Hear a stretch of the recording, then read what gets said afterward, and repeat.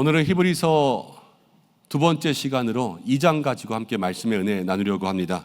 평소와 제목을 조금 다르게 잡아보았는데 한자로 정했습니다. 공무유세라는 제목을 정했습니다.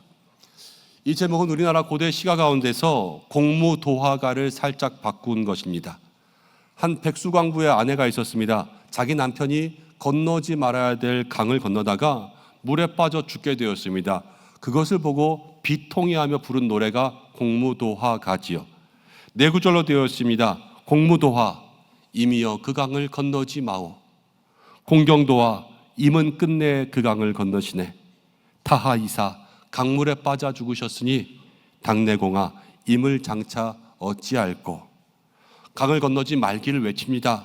그렇지만 그 임이 강에 들어갔고 결국 거센 강물에 빠져서 죽게 되었고, 그 사랑하는 남편이 죽는 그 뒷모습을 보면서 어찌할꼬 피를 토하듯이 앉아서 거기서 하염없이 목 놓아 부르는 노래가 공무도화가입니다.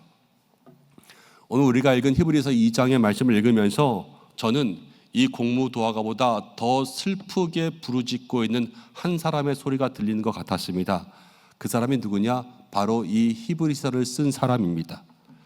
1세기 로마 시대에 거센 핍박이 있었습니다.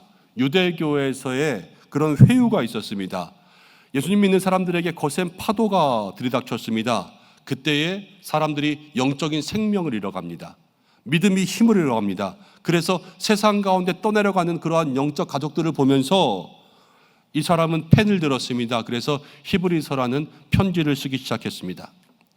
만약에 히브리서 2장의 이 제목을 저보고 지으라고 한다면 저는 이 한자 하나하나를 따서 공무유세라고 짓고 싶었습니다. 공무유세, 공, 사랑하는 이미여, 무, 하지 마세요. 흐를유 세상새, 사랑하는 이미여, 세상에 떠내려가지 마세요.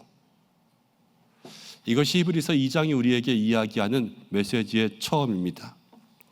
우리가 지난주에 이 히브리서를 나누면서 이 편지의 가장 큰 주제가 무엇이냐면, 인생에 어떤 문제가 다가오든지 간에, 누가 우리를 와서 유혹하든지 간에 우리에게 예수님만이 최고다. 이거 붙들고 있으면 만물을 주관하시는, 만물을 붙드시는 예수님이 우리의 삶을 붙들어 주시고 우리는 흔들리지 않을 것이다 말씀을 나누었습니다. 근데 현실의 삶은요, 사실 녹록치가 않죠. 만만치가 않죠. 성도들의 삶을 가만히 들여다보고 있으면 매일 다가오는 세상의 파도가 있습니다. 조금씩 영적인 자리에서 밀려가는 것을 바라보게 됩니다. 첫사랑의 모습을 조금씩 잃어버리고 열심히 하던 성도들이 조금씩 그 자리를 이탈해서 사라지고 있습니다. 이 거대한 영적 위기 앞에서 우리가 어떻게 해야지 세상 가운데 떠내려가지 않을 수 있을까? 이것이 오늘 말씀이 우리에게 얘기하는 겁니다. 여러분, 공무도화가는 답이 없어요.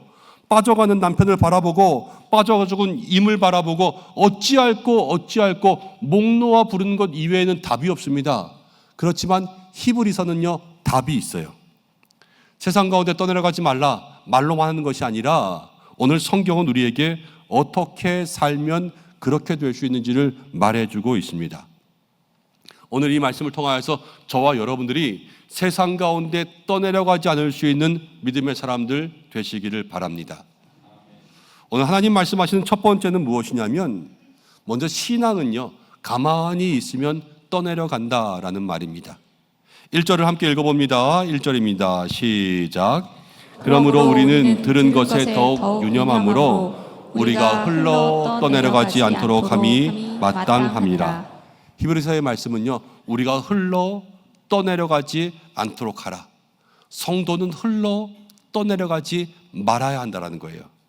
근데 신앙생활은요, 가만히 있으면 떠내려갑니다. 흘러 떠내려간다라는 말이 이 성경의 헬라어로는 파라리오멘이라는 단어입니다. 근데 이 말은요, 배를 운전할 때 쓰는 거예요. 첫 번째는요, 배가 항구로 들어올 때에 여기 멈춰야 되는데 선원이 뭔가시 잘못하거나 아니면 그 배가 물살에 미끄러지든가 그래서 이 목적지에 정확하게 서지 못하고 비껴가는 것, 그게 파라리오멘, 떠내려가는 겁니다. 우리의 삶에 그런 모습이 있다는 거고요. 두 번째 의미하는 것은 우리 일상생활에서 이렇게 물을 손으로 뜨잖아요. 그럼 아무리 움켜쥐고 있어도 이 손가락 사이로 물이 빠져나가죠. 이것을 파라리오멘이라고 했습니다. 조금씩 없어지는 거예요. 이 두 가지가 이야기한 것이 무엇이냐? 우리가 떠내려갑니다. 우리가 이동합니다. 이런 모든 것들은 어떤 큰 쓰나미나 어떤 폭풍이 오는 것을 이야기하는 것이 아니라 순간 방심하면 떠내려가고 가만히 붙잡고 있어도 떠내려갈 수밖에 없다는 것을 얘기해 주는 거예요. 배는 가만히 있어도 물이 움직이고 물은 가만히 잡아도 스스로 없어지는 거죠. 신앙생활도 마찬가지입니다. 적극적으로 붙잡지 않으면 신앙생활도요 반드시 달라지게 되어 있습니다. 예수님을 향해서 열심히 달려가는 사람이 있습니다. 그렇지만 그냥 서 있는 사람도 있습니다. 이 두 사람이요 오늘 내일 하면요 별반 다를 것이 없어 보여요. 그렇지만 1년 2년 지나고 10년 지나면 반드시 이 두 사람은 따라잡을 수 없는 신앙의 간격이 벌어지게 되어 있습니다. 이게 AD 65년에 이 당시에 히브리서를 받은 그리스도인들의 실제 모습이었어요. AD 65년 로마가 핍박할 때 예수 믿는 사람들이 지하 묘지에 들어갔다고 말씀드렸죠.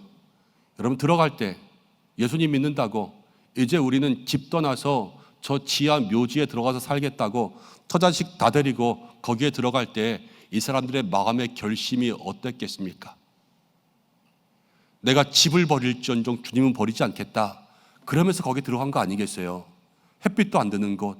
거기서 내가 여기서 죽으면 죽었지 예수님 배반하지 않겠다. 그러면서 들어가지 않았겠어요? 그런데 거기서 한 해, 두 해 지나고 살아갑니다.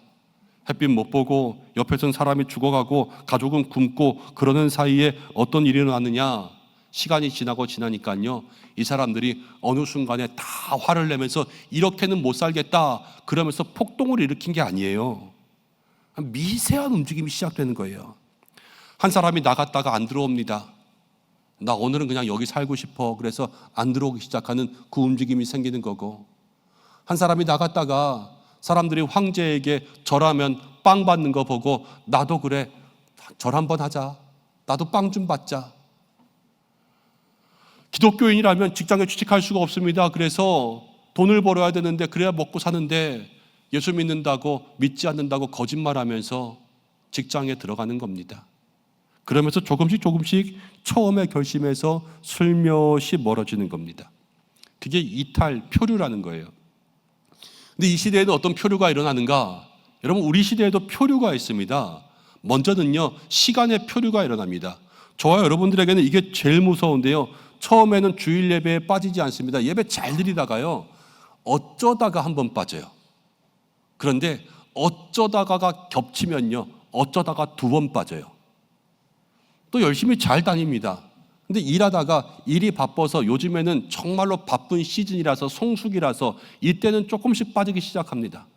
내년에도 또 빠지고 내후년에도 또 빠지고 그러면서 1년, 2년, 3년, 5년 지나다 보면요 어느 순간 우리의 신앙은 떠내려갑니다. 말씀도 매일 있습니다. 매일 큐티도 합니다. 그러다 어느 날 바빠서 하루 빠집니다. 그게 어느 날이 어쩌다가 붙게 되고 어느 날이 이틀이 되면 그게 우리의 습관을 잃어가는 시작이 됩니다. 가치관의 표류도 일어납니다. 처음에 장사할 때, 처음에 직장 다닐 때 세상 사람처럼 살지 말아야지 이렇게 결심합니다. 그런데요 직장 생활하면서 사람들이 한 번만 두 번만 이렇게 하는 자리에 끼다 보면 나도 어느샌가 그 사람들과 똑같이 살고 있는 것을 보게 됩니다. 이게 세상 가운데 떠내려가는 거예요. 근데 어떻게 하면 떠내려간다고요? 가만히 있으면 떠내려가는 거예요. 세상이 변하면요 우리가 떠내려갑니다. 심리학 가운데는 개구리 삼기라는 것이 있습니다. 개구리를요 뜨거운 물에 넣으면 뛰어나옵니다. 그렇지만 차가운 물에 넣었다가 서서히 온도를 높이면요 개구리는요 그 물이 끓을 때까지 그냥 그 속에 있다가 삶아져서 죽고 맙니다. 영적 무감각이 생기는 거지요. 여러분 교회를 잘 다니는 사람이 있습니다. 그런데 어느 날 시험 들었어요. 이 사람이 1번. 교회를 잘 다니는 사람이 있습니다. 근데 이 사람은 직장에 바빠서 교회를 한번 빠지기 시작했어요. 2번. 1번 사람과 2번 사람 어떤 사람이 신앙을 회복하기가 더 힘들까요? 다 힘들지요. 신앙 회복하는 게 그게 쉽지는 않아요. 그렇지만 교회를 열심히 하다가 시험 들었습니다. 그럼 이 사람은요 사람들이 관심을 가져요. 시험 들었으니까. 시험에서 빨리 빠져나오라고, 일어나라고 기도해주고 중보합니다.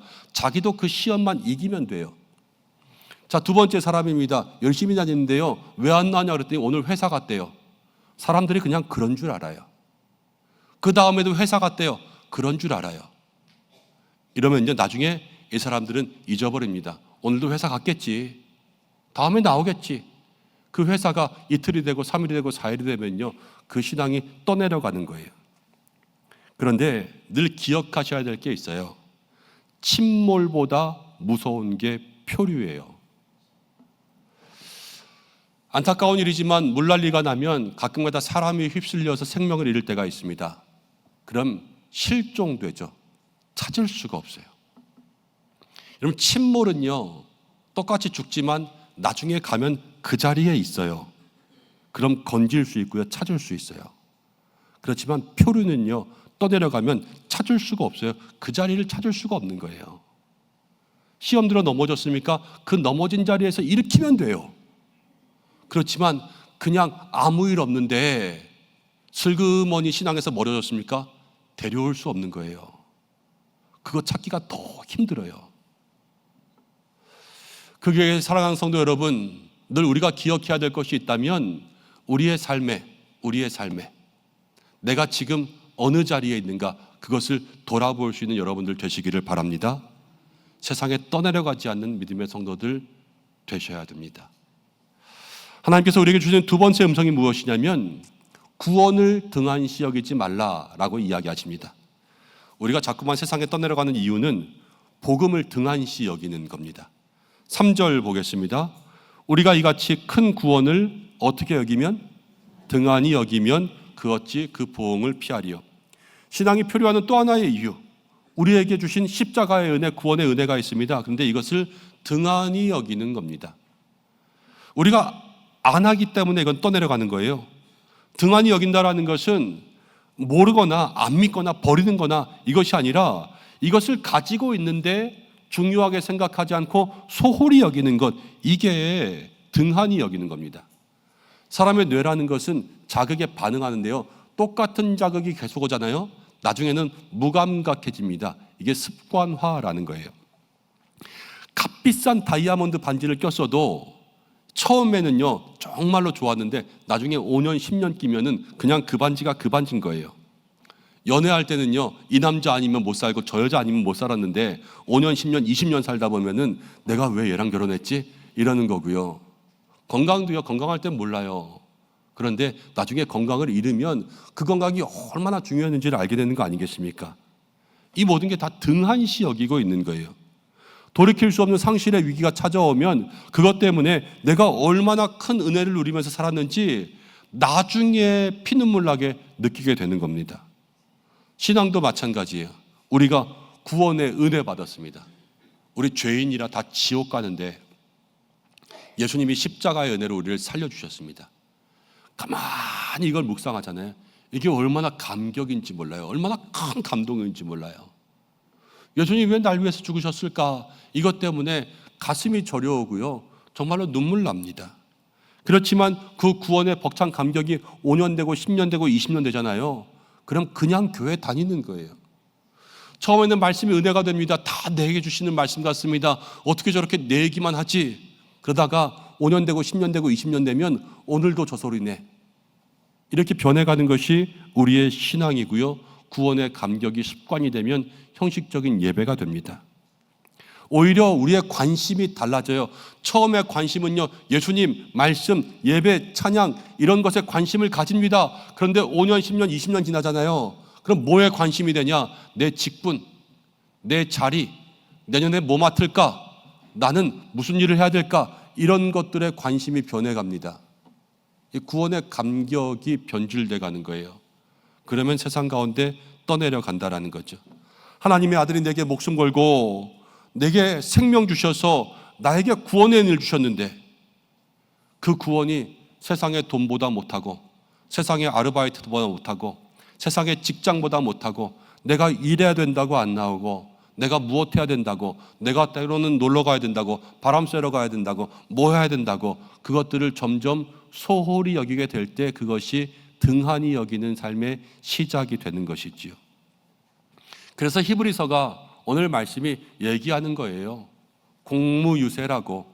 사랑하는 여러분들아, 제발 세상 가운데 떠내려가지 마십시오.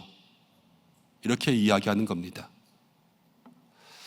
그럼 하나님이 우리에게 세 번째 음성을 주십니다. 그것은 무엇이냐면 세상에 떠내려가지 않는 방법은 복음에 우리를 붙들어 매라는 것입니다. 다시 1절을 보면 이렇게 이야기합니다. 그러므로 우리는 들은 것에 더욱 유념함으로 우리가 흘러 떠내려가지 않게 해라.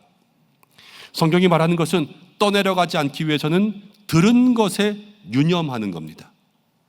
여러분, 헬라어는요 의미가 중요해요. 신약 성경의 헬라어거든요. 똑같은 사랑이라도 뭐 아가페가 있고 또 에로스가 있고 필레오가 있고 막 그러면서 번역하면 사랑인데 어떤 사랑이냐는 의미가 다 다릅니다. 여기서 유념하다라는 말도요 그냥 기억하다 이런 것이 아니라 이 유념하다라는 것은 배를 항구에 단단히 묶어두는 것을 얘기합니다. 이 히브리서 2장에 나오는 단어들이 다 바다에서 항해할 때 배 탈 때 쓰는 그러한 단어들인데요, 표류하다, 이탈하다, 떠내려가다, 배를 묶어두다, 이런 모든 것들이 다 우리가 생각하면요 충분히 이해가 돼요. 바람이 분다고 파도가 친다고 그렇게 이야기했는데 여러분, 배를 그냥 대충 묶어두고 갈 사람이 어디 있겠습니까? 다 풀리지 않은 매듭으로 꽁꽁 묶어서 두 겹 세 겹 묶어서 그렇게 정박시켜 놓겠죠. 그게 유념한다라는 거예요. 근데 어디에 유념하냐? 들은 것에 유념합니다. 들은 것은 뭐냐? 2절을 보면 천사를 통하여 하신 말씀, 4절을 보면 표적과 기사와 자기의 뜻을 따라 성령으로 주신 것. 모든 말씀, 표적, 기사, 예수님 우리에게 주신 것, 이런 모든 것들을 다 하나로 모으면 복음이라는 거예요. 복음.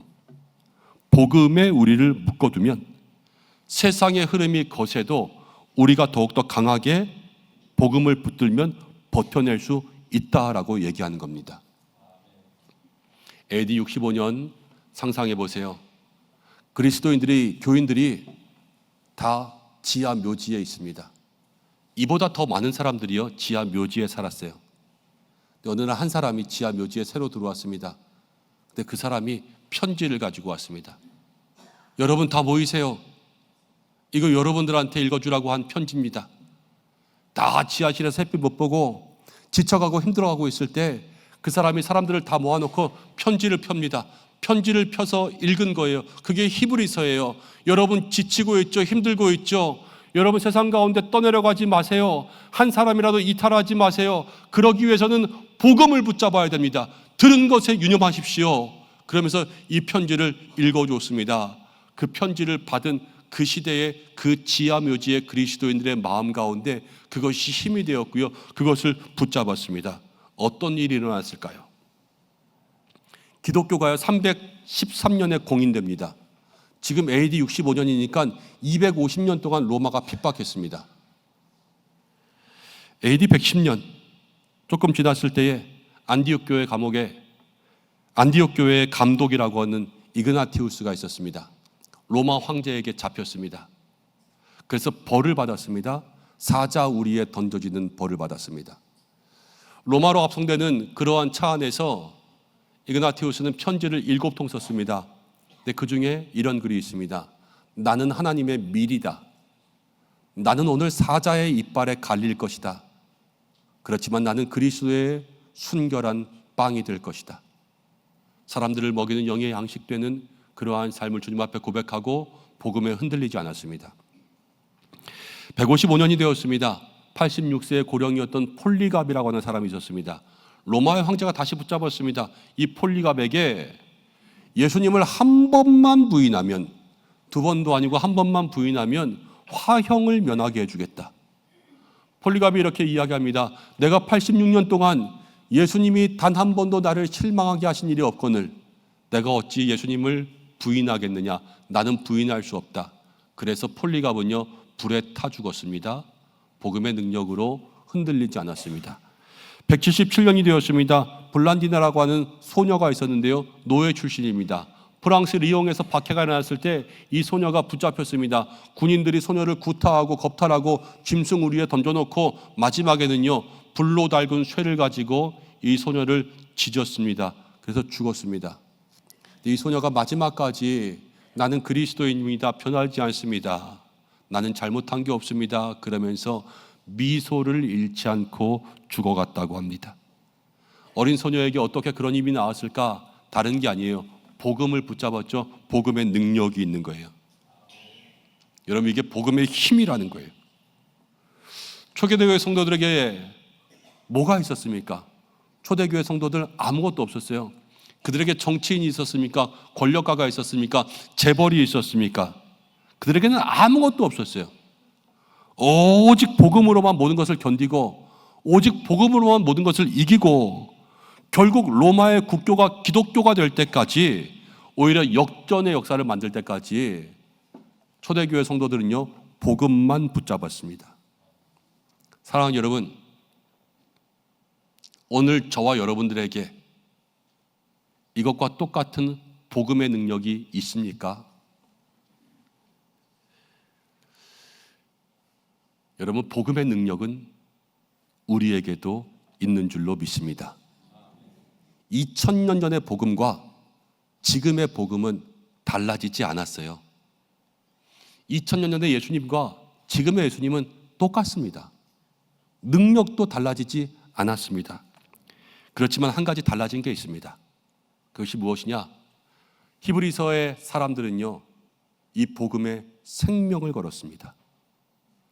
히브리서의 사람들은 자기가 죽을 때까지 이 복음에 있어서 포기하지 않았습니다. 생명을 포기하면 포기했지 복음을 포기하지 않은 거예요. 그렇지만 우리에게는 같은 복음이 있지만요, 이 시대에 다른 것이 있다면 우리는 그들만큼 복음을 붙잡지 않는 것입니다. 이 시대의 사람들은 복음을 통해서 내가 복을 받기는 간절히 원합니다. 그렇지만 복음을 위해서 내가 무엇인가를 포기할 것을 간절히 바라지는 않습니다. 이 시대의 사람들은 내가 원하는 것을 얻기 위해서는 생명 바쳐 기도할 각오가 되어 있습니다. 그렇지만 예수님께 내가 무엇을 희생하기 위해서 생명 바쳐 기도할 준비는 되지 않은 것입니다. 나에게 무엇을 달라고, 내가 원하는 것이 있고 내가 해결해야 될 문제가 있을 때는 금식하면서도 기도합니다. 그렇지만 내가 주님께 무엇을 드리면 좋겠습니까? 라고 금식하며 기도하는 사람을 본 적이 있습니까? 이 시대의 사람들은 다 내가 원하는 것을 얻지 못하면 실망하는 신앙생활을 하고 있습니다. 영국의 프랜시스 리들리 하버갈이라고 하는 여인이 있었습니다. 목사의 막내딸로 태어났는데 아주 똑똑했다고 합니다. 11살 때 부모님이 돌아가시면서 이렇게 이야기합니다. 하나님이 너를 위해서 모든 것을 예비하셨을 거야. 너의 삶을 하나님께 드려라. 이 딸이요, 그 말씀을 붙잡았습니다. 그래서 자기의 삶을 하나님께 드렸습니다. 그런데 그럼에도 불구하고 이 여인은 몸이 너무 약했습니다. 43살의 나이에 세상을 떠났고요, 43살이 될 때까지 일생의 절반을 병원에서 지냈습니다. 그렇게 몸이 약했습니다. 이 여인에게 무슨 힘이 있었겠습니까? 하나님이 너를 위해 예비하셨어 라고 얘기했는데 도대체 뭘 예비하셨어요? 43년 살면서 아팠고 평생의 절반을 병원에 있었고, 그렇지 않습니까? 그런데 이 여인이 시를 지었고요, 그 시가 찬송가가 되었습니다. 나의 생명 드리니 주여 받아주셔서 세상 살아갈 동안 찬송하게 하소서. 평생의 절반을 병원에 있었는데 무슨 힘이 있었겠습니까? 김병의 장사가 없지요. 몸이 아프면 마음이 약해지고요, 마음이 약해지잖아요. 사람의 입에서 나오는 건 탄식과 원망이에요. 왜 나만 아프냐, 그렇지요. 그런데 이 여인이 무슨 힘이 얼마나 있다고 하나님 붙잡았겠어요? 하나님 붙잡는 그러한 마음의 결단을 하니까 하나님이 이 여인을 붙들어 주신 것 아니겠습니까? 얼마나 많은 고백을 드렸는지 모릅니다. 주 없이 살 수 없네. 내 너를 위하여 어둠 후에 빛이 오며. 다 이 여인이 지은 거예요. 하나님 앞에 그러한 모든 것들을 올려드릴 수 있는 믿음의 삶, 어디서 시작되냐? 복음을 붙든 거예요. 지난주 히브리서 1장을 말씀 전하고 이제 2장의 본문을 전하고 한 주간 내내 말씀을 묵상하면서 다닙니다. 복음의 능력이 여러분들에게 있어야 되겠는데 하나님 나에게는 어떤 복음의 능력을 주셨을까?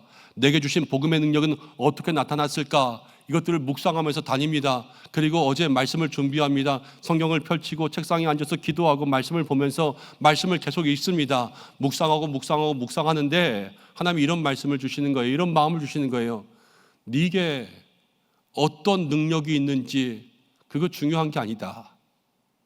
중요한 건 뭐냐면 내가 지금 그 복음을 얼마나 붙잡고 있느냐, 이게 중요한 것이다. 내가 얼마나 붙잡고 있는지, 얼마나 간절히 붙잡고 있는지 하나님 그것을 질문하시더라고요. 여러분, 여러분에게 복음의 능력이 있습니까? 중요치 않습니다. 여러분들은 복음을 얼마나 붙잡고 있습니까? 이 질문에 답할 수 있는 믿음의 사람들 되시기를 바랍니다. 어부들은요 그렇습니다. 평소에는 그냥 아무 일 없을 때는 닷을 한 개 내린다고 합니다. 근데 내일 바람이 불 것 같다, 내일 파도가 칠 것 같다 그러면 닷을 3개 내리고 4개 내린다고 합니다. 여러분, 우리도 그렇지요. 지금 폭풍의 시대가 오고 있습니다. 이제는 평소의 신앙으로 견디지 못하는 그러한 시대가 올 겁니다. 평소 들었던 한두 마디 말로 여러분들 이단을 이기지 못할 겁니다. 이단들이 똑똑해지고 있습니다. 평소에 알고 있던 한두 마디 성경 말씀으로 여러분 비진리를 이기지 못할 겁니다. 비진리, 동성애 같은 모든 차별 금지와 같은 것들이 완전히 똑똑하게 우리에게 다가오고 있습니다. 옛날처럼 평소에 적당히 알던 성경으로 아이들에게 답해주지 못할 시대가 올 겁니다. 아이들이 여러분들보다 더 똑똑해질 겁니다. 이 모든 게 다 무슨 시대냐? 폭풍의 시대가 우리 가운데 온다라는 거예요. 그냥 적당히 평소에 하던 것처럼 주님을 붙잡아서는 우리가 복음의 능력을 경험할 수가 없고, 복음의 능력을 경험할 수 없으면 흔들리는 시대가 온다라는 겁니다. 떠내려가는 거예요. 그러나 내가 생명 다해 주님을 꽉 붙잡으면 바람과 파도를 잔잔하게 하시는 예수님이 내 삶 가운데 다가와서 빠져가던 베드로를 붙잡아 주신 것처럼 나를 붙잡아 주시고 바람과 파도를 잔잔하게 하실 줄로 믿습니다. 이게 믿음의 복음의 능력이라는 겁니다. 이제 좀 말씀을 정리하고 맺으려고 합니다. 우리가 신앙생활하면서 잘못 생각하고 있는 것이 무엇이냐면 적당히 신앙생활을 하면 내 신앙을 지킬 수 있을 것이라고 생각하는 겁니다. 그러나 신앙이라는 것은 가만히 있으면 떠내려가는 것입니다. 적당히 해서는 내 신앙을 지킬 수가 없고, 신앙생활은 중립이 없고요, 계속 노를 젓지 않으면 내가 원하는 방향으로 갈 수 없고, 조류가, 세상의 파도가, 세상의 바람이 나를 끌어당기고 나를 잡아당기는 것이 이 세상에서 믿음으로 살아가는 모습입니다. 우리가 신앙생활의 양다리라는 말을 하지요. 한쪽은 예수님께, 한쪽은 세상 가운데. 여러분들 모두가 다 매일 복음의 한가운데로 들어가기를 힘써야 됩니다. 복음의 한가운데 있어서 여러분들이 다리를 뻗어도 세상 가운데 닿지 않을 그러한 자리 가운데 있어야 그것이 세상 가운데 떠내려가지 않는 신앙생활이 되는 겁니다. 그게 복음에 유념하는 거예요. 우리가 주님을 꼭 잡으면, 우리가 주님께 매달리면 주님이 우리를 붙들어 주십니다. 내가 그냥 멍하니 있다가 놓쳐버린 그 손을 오늘 이 말씀 가운데 다시 주님을 꽉 붙잡을 수 있는 힘을 줄 수 있는 여러분들 되시기를 바랍니다. 제목이 공무유세예요. 사랑하는 성도들이여, 제발 이 세상 가운데 떠내려가지 마시오. 이것이 히브리서가 그 당시 성도들에게 준 메시지이기도 하고, 제가 오늘 여러분들에게 소리 높여 이야기하고 싶은 그러한 메시지이기도 하고, 여러분들 모두가 옆에 있는 성도들이 하나둘씩 없어질 때 함께 소리쳐야 될 메시지이기도 하고, 무엇보다도 하늘에 계신 하나님께서 오늘 여러분들에게 하시는 말씀이 세상에 휩쓸리지 말라고 하시는 줄로 믿습니다. 침몰보다 무서운 것이 표류의 시대. 우리를 살리는 것은 복음의 능력이요, 진짜 문제는 복음의 능력이 없는 게 아니라 복음을 간절히 붙잡지 않는 것이 우리의 문제라는 겁니다. 사랑하는 여러분, 이 한 주간 아침에 5분이라도 지난주보다 더 기도할 수 있는 성도들 되시기를 바랍니다. 잠들기 전에 여러분 핸드폰 보지 마시고 단 한 줄이라도 말씀을 더 볼 수 있는 한 주간 되시기를 바랍니다. 이번 주에 한 번이라도 가족들과 함께 기도하는 시간들 갖기를 바라고, 이번 주에 단 한 번이라도 여러분 일하면서 이전보다 더 기도할 수 있는 시간들 되시기를 바랍니다. 그게 하나의 닷을 더 내리는 거예요. 하나라도 더 내려야 여러분들의 삶이 더욱더 안전한 믿음의 모습이 되는 것입니다. 이 한 주간 우리가 그렇게 살아갈 때에 우리의 삶의 최고가 되시고 우리를 붙잡아 주시는 하나님께서 여러분과 함께 하실 줄로 믿습니다. 승리하는 믿음의 한 주간, 승리하는 은성교회, 승리하는 모든 믿음의 가족들 되시기를 예수님의 이름으로 축복합니다.